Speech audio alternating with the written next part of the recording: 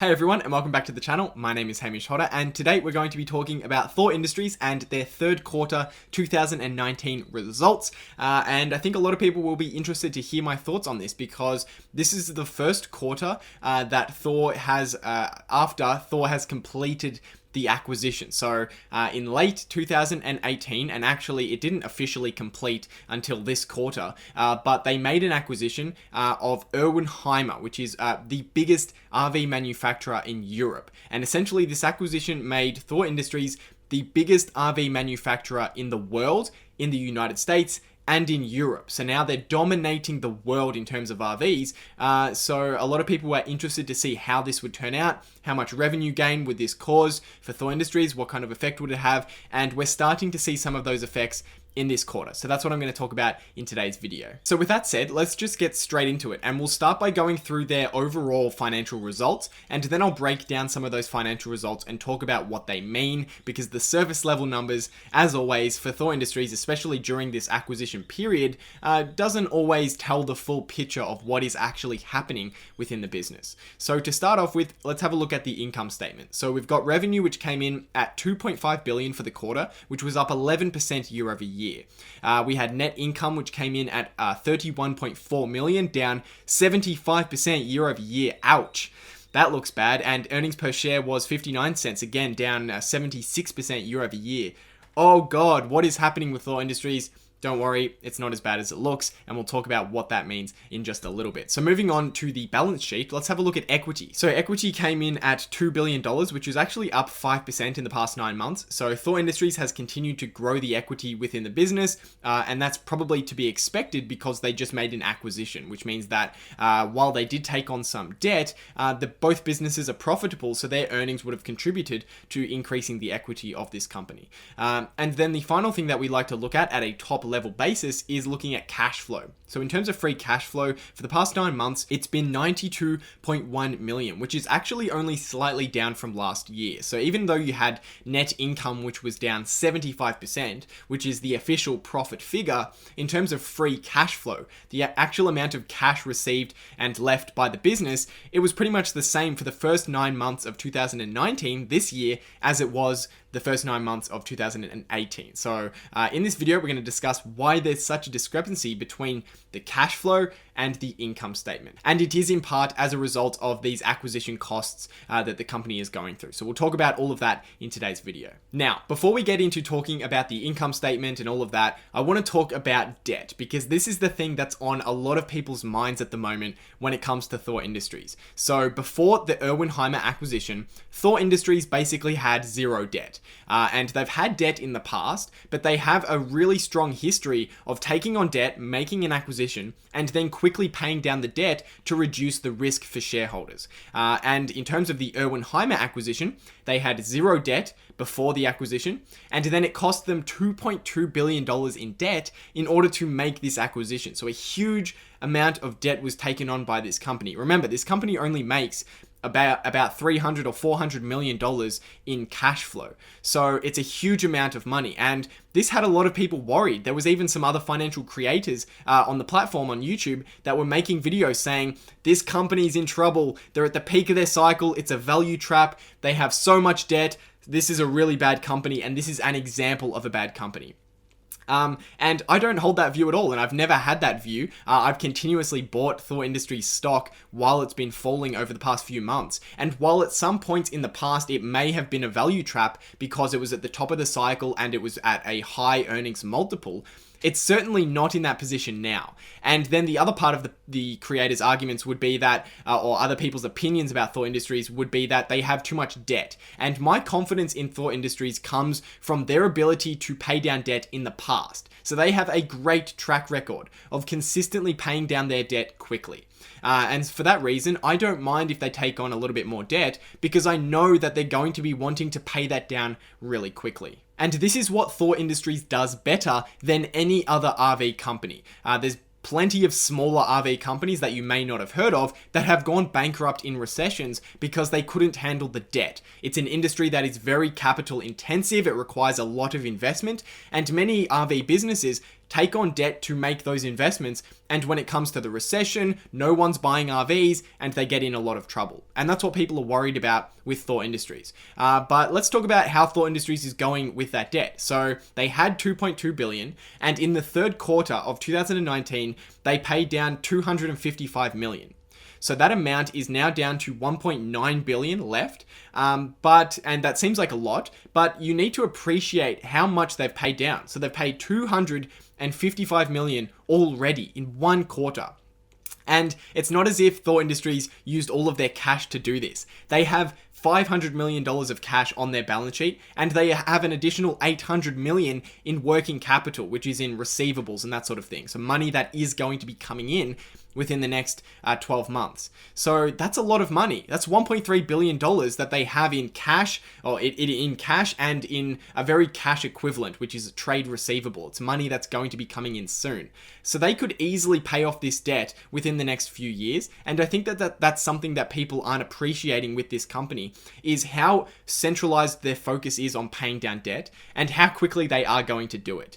I certainly believe they're going to be able to do it. And of course, we have to appreciate that they may not be able to do it. That's still an option. But from what management has said, so management in this quarter, they said that as we review our cash priorities, our main focus is to utilize free cash flow to reduce overall debt levels. So even management is saying that this is a priority for them. It's always been a priority for them in the past. There's many times where they've taken on a bit of debt, paid it down to zero because they like to operate with zero debt. So I have no doubt that Thor is going to be able to do that again in this acquisition. So now let's talk about profitability. So we saw that their income was about 75% less than it was in the same quarter last year. So I want to talk about why that is. And first things first, we need to appreciate that the comparisons in 2019 to 2018 results are not going to be good.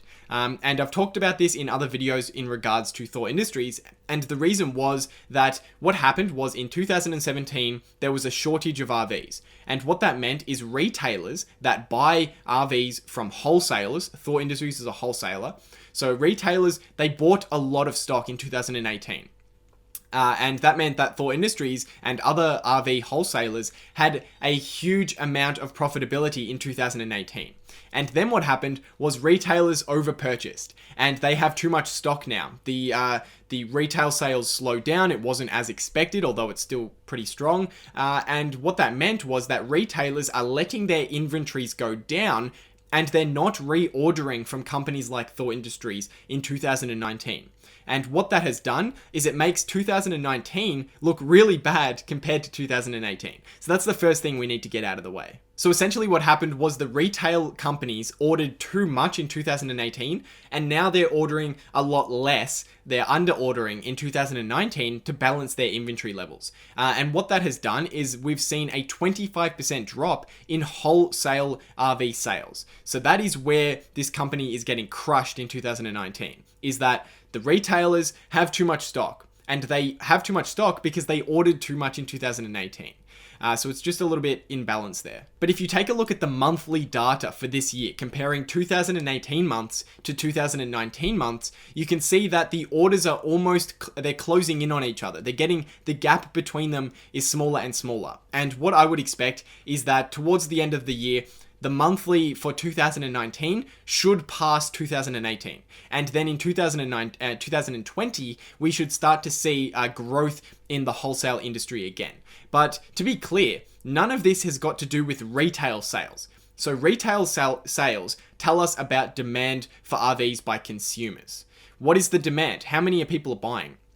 And then the wholesale is really just an external number that is, so it sort of depends on how much the retailers are ordering. So if retailers order a lot in 1 year and then they order a lot less in the next year, like what happened in 2018-19, then there's going to be a decline in wholesale numbers, even though in terms of retail numbers, the industry is still growing. So that's just something we need to be aware of. And remember, free cash flow for Thor Industries was pretty much the same as it was for the first 9 months of this year as it was the 9 months of last year, despite the wholesale unit sales being down 25%.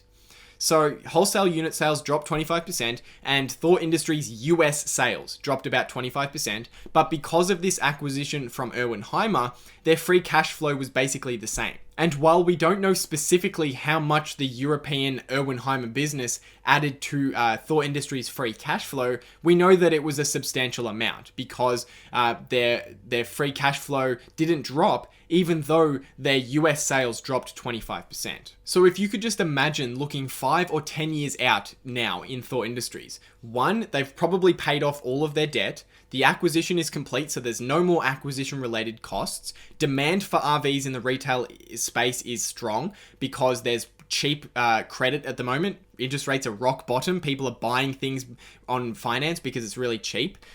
They'll have that Erwin Hymer acquisition completed, which means that Erwin Hymer will be adding somewhere between 20 and 40% to free cash flow every year.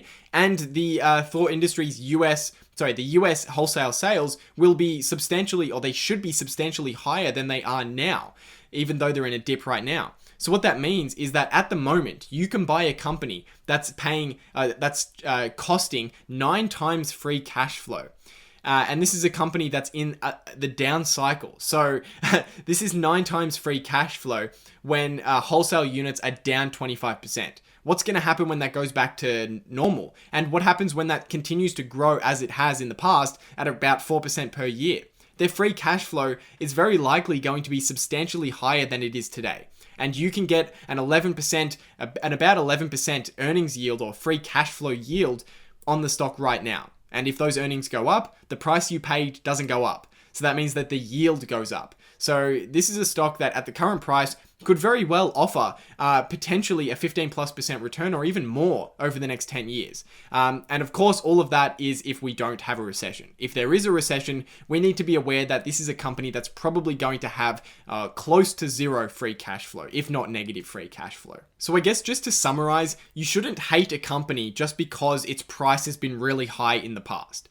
Don't hate a company because it's been a value trap in the past, because a value trap always becomes not a value trap because that's how it works. If it's a value trap, it means it's expensive for its cash flows, right? Because it looks cheap, but its cash flows are going to drop, which means that it's not really a bargain. But if the price of that company falls and the company is still good, then the price has fallen. So you have to reassess whether or not it's a good purchase relative to how much cash you're going to get out of it. So don't just think, yep, Thor Industries, value trap. No, it's a value trap at a certain price, sure, but it's certainly not a value trap at every price. There is a price where if you pay that price, you're going to make a substantial return. And if we don't have a recession, that price may be now, but if we do have a recession, earnings will go down further. We'll likely see the stock price go another 30% down or maybe even a bit further. For me, that's another opportunity to buy some more. And essentially what that means is that when the cycle returns, when the confidence of consumers comes back, if we have a recession, this is a company that is the biggest manufacturer in the world. And they're generating huge amounts of free cash flow, and they normally operate with zero debt, and they'll be looking to pay down this debt as soon as possible. So I certainly have no concerns about Thor Industries. My biggest concern personally is if we have a recession, I'm going to be watching that debt. Of course, we need to hope that they can pay down that debt, but I think that we'll see them pay a substantial amount of that debt down quickly. And you'll notice that they're holding on to a lot of cash and receivables at the moment because they're aware of the fact that we could go into a recession and they're going to need that cash around in order to pay for expenses and that sort of thing. So I hope you guys enjoyed my thoughts on Thor Industries earnings and just to clear up some thoughts about their debt and their current earnings and what's happening with all of that. So if you did enjoy it, please leave a like and let me know your thoughts on Thor down in the comment section below. For now, guys, I'll see you in the next video.